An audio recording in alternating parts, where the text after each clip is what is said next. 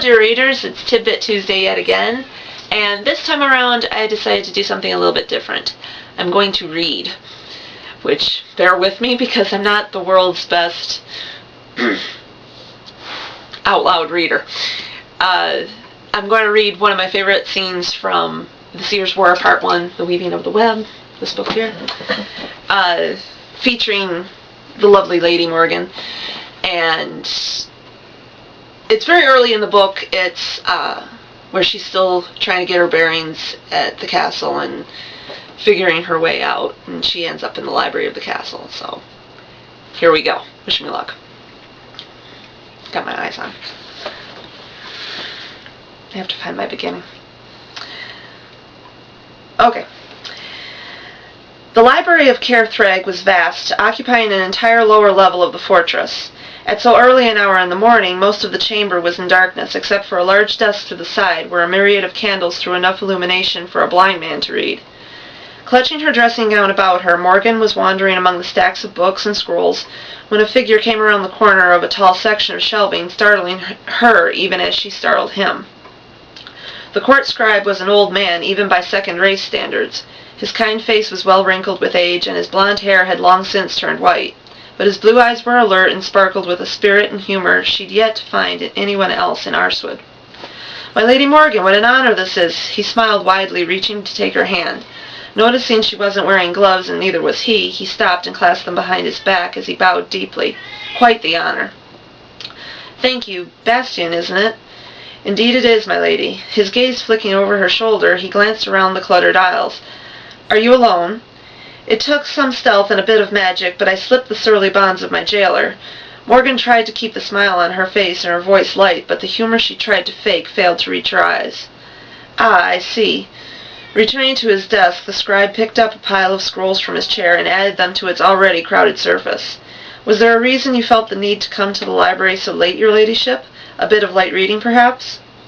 "Well, Morgan paused, her shoulders slumping as she realized she really had no idea what she was looking for. "I guess I was hoping I'd find a manual for being the royal seer."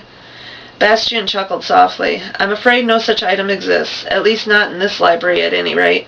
I know every book, every scroll, and piece of parchment here, and I have never seen anything that might help you." "I don't know what's expected of me, and the king hardly tolerates my presence as it is." Morgan laughed helplessly. "I don't even know where to begin. There's an old saying that says you should always begin at the beginning, and when you get to the end, stop. The beginning. Start with your predecessor and go from there. Bryn Mawr. Understand Bryn Mawr, and you'll better understand the king." Motioning for Morgan to make herself comfortable in one of the worn chairs across the desk from him, the scribe carefully took his own seat. "You've served as court scribe for a long time, haven't you?" "I started as an apprentice when I was 13, and that was more than 4 centuries ago. I knew the last 3 kings of Arswood, and I knew their seers." "Can you tell me anything about Bryn Mawr?" "I can tell you that the man had a hatred for the old ways. He despised the uncursed, and blamed them for everything from the curse itself to the blight on crops. I remember him having several colorful arguments with Ambassador Myleer in the middle of the court over the right to breathe. He oversaw the executions of hundreds of innocent people, having an almost holy fervor for bringing an end to the old religion in Arswood. Uther was just a boy when his father succumbed to the curse. As royal seer to his father, Bryn Mawr practically raised him and molded him in his own image. With such a hatred for life, how could he wield eldritch sorcery?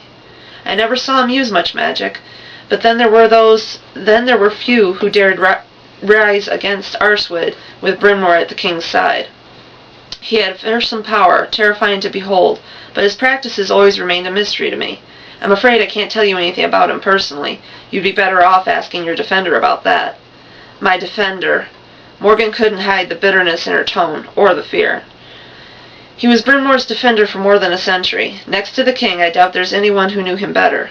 Even though Bryn Mawr had a vicious hatred for that boy from day one, used him more as an unpaid sellsword rather than a true servant and bodyguard." Noticing her expression, Bastian leaned forward in his seat, his hands clasped on the pile of books in front of him. "Is something wrong, my lady?" "I've seen what Druids can do. How can I trust a man like that? Just today he drew his sword on the king. He would have beheaded him if you hadn't stopped him." Morgan nodded. "What does that tell you?" "That he's insane." And I think that's where I'll leave off. Partially because, well, that's the end of my favorite scene, and partially because if you can hear my cat in the background, she's not too happy with my reading out loud. So, that's the end of this Tidbit Tuesday, such as it is. The excerpt from part 1 of the Sears War. I hope you enjoyed it. I hope I didn't screw it up too much, and hopefully it'll get you interested in reading more fantasy in World of Quarry. See you next Tuesday.